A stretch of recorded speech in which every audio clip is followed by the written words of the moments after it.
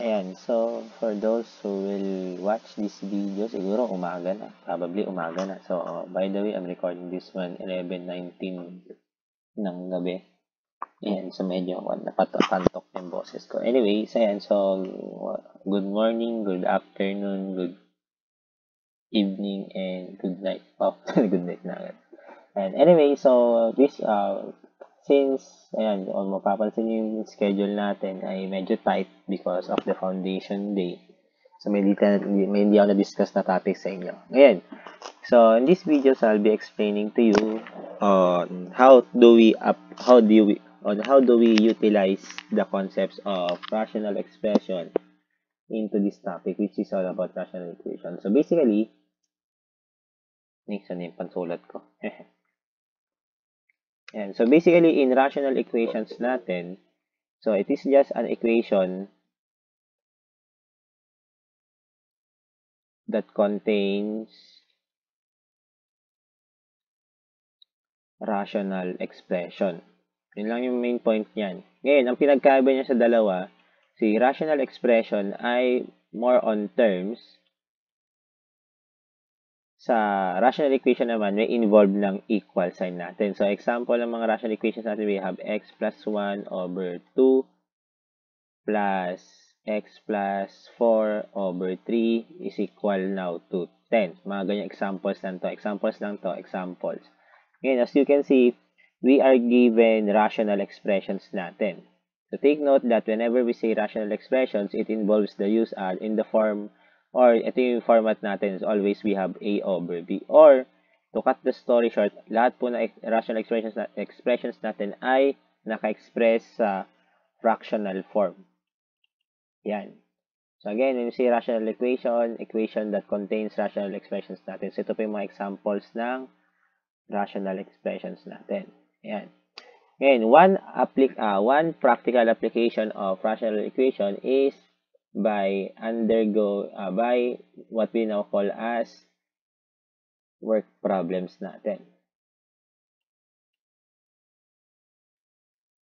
Ayan. So, when we say work problems, ito po yung mga problems na yung halimbawa, si student A, tapos si B. Ngayon, when we say work problems, it involves kung gaano kabilis or kung gaano kabagal matatapos ng isang individual yung task sa kanila. So, example, kung si student A natin, kaya niyang tapusin yung pagpupulot ng basura sa loob ng 2 hours, and then si student B naman ay kaya niyang tapusin in 3 hours. Now, if they work together, gaano kabilis yun? So, yun po yung concept of work problems natin. Ngayon, in work problems, we have two cases.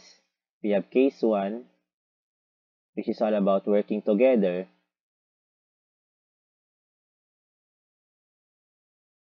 And case 2 naman natin is we have working alone. Meaning, sa case 1, ano yung magiging total time? Gaano kabilis yung trabaho ng dalawang individual if they work together? Meaning to say, tatapusin nila na magkasama yung trabaho. Pero, in case 2 naman, gaano kabilis yung isang individual? Let's say, kung kanya tapusin yon in 10 hours, example lang to, kung kaya tapusin ng dalawang tao yung isang trabaho in 10 hours, gaano kabilis yung isa if yung isa ay 2 hours? Mga ganong instances natin. Now, for this one, in working together, we're going to use a formula. So, we have x over a plus x over b is equal to 1 natin.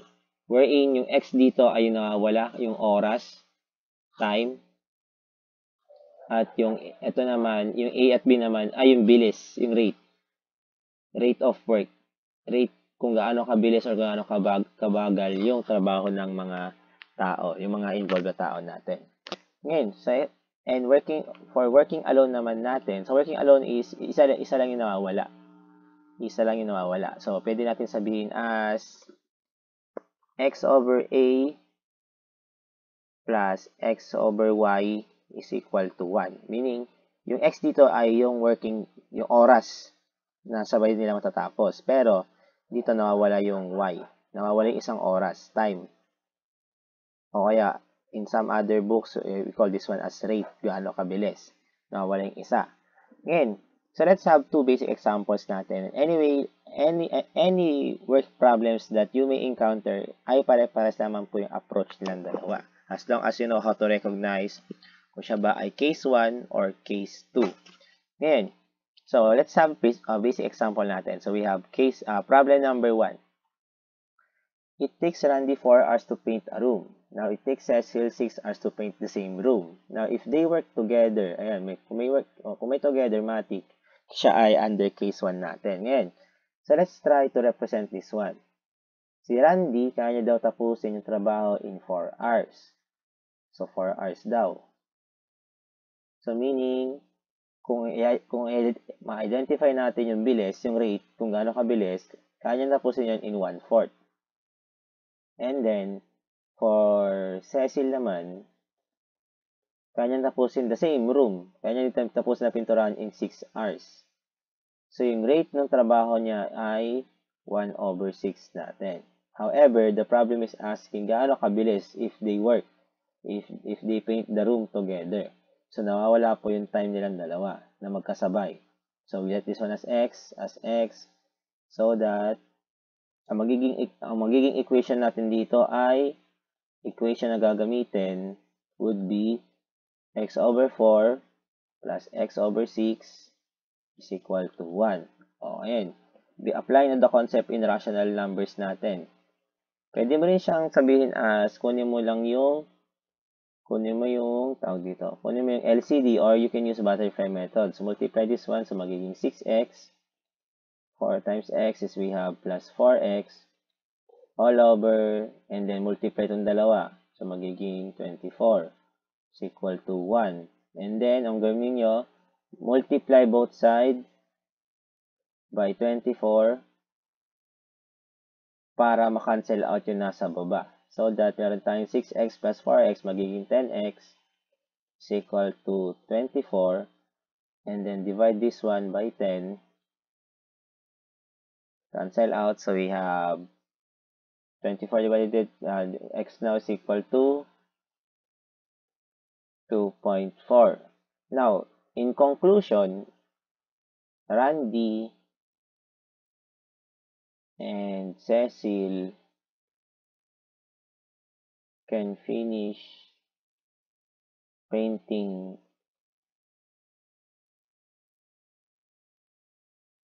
the room in 2.4 hours natin. So, that would be the final answer natin. So, again, let's have a review. Anong nangyari sa problem? O, nirepresent natin siya. We represent the problem.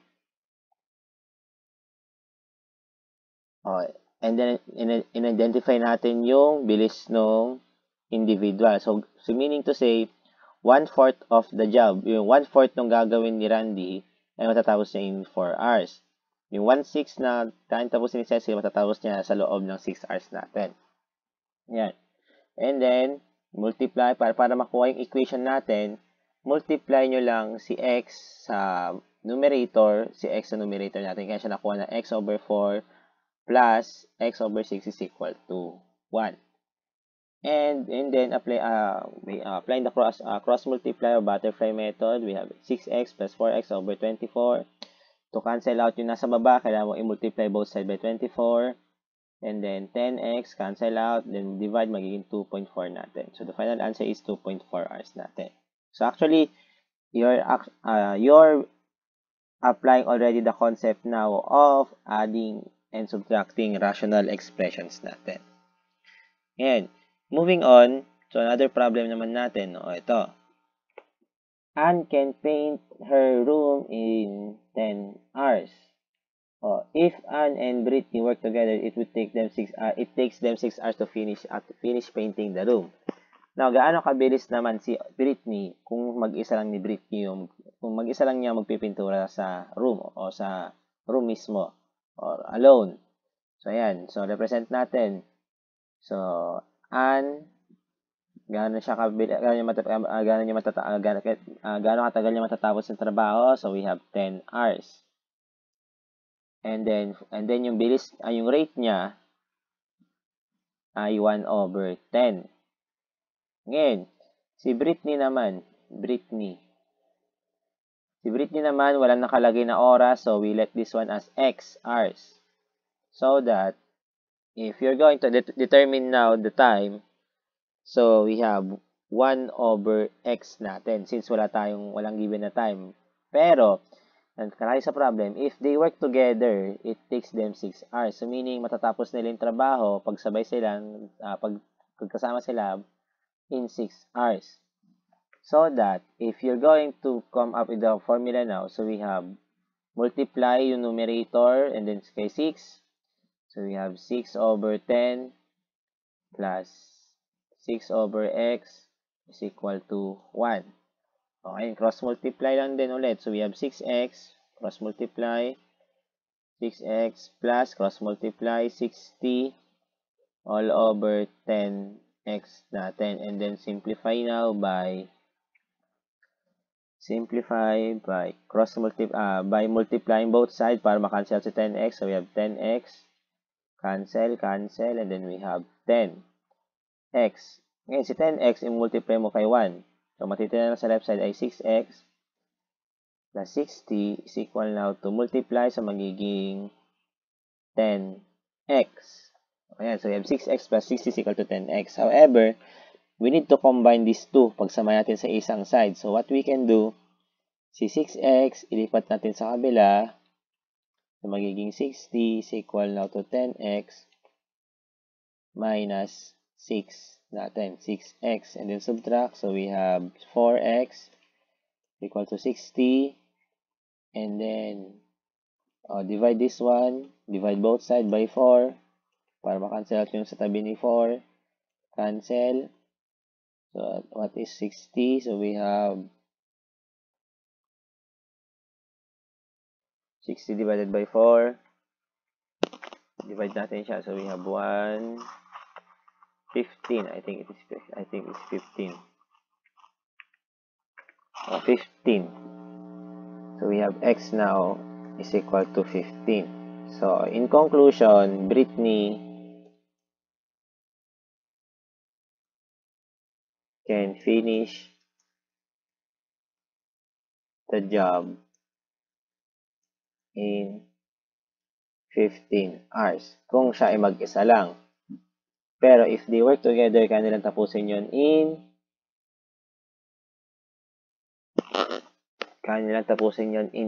6 hours. 6 hours lang.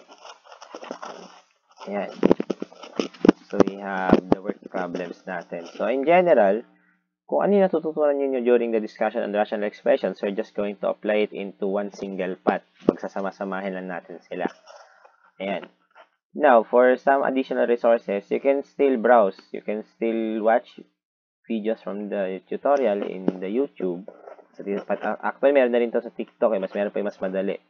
Pero, if you want to, again, just a reminder to everyone, if you want to have a higher grade, do your best among the rest. Amen. Yan lang naman. So, yan. So, yun lang naman yung laman ng video na to. So, yeah, you can balik-balikan kung hindi ka nasundan. Kasi most of the time, dito lang din naman yung babalik. Sa mga reviewer. Yan. If there are no more sa klase yan. So, ayan. Sila naman. So, paano ko ba yan to? Say, peace out, yo. Stream Jurella on Spotify. Yan.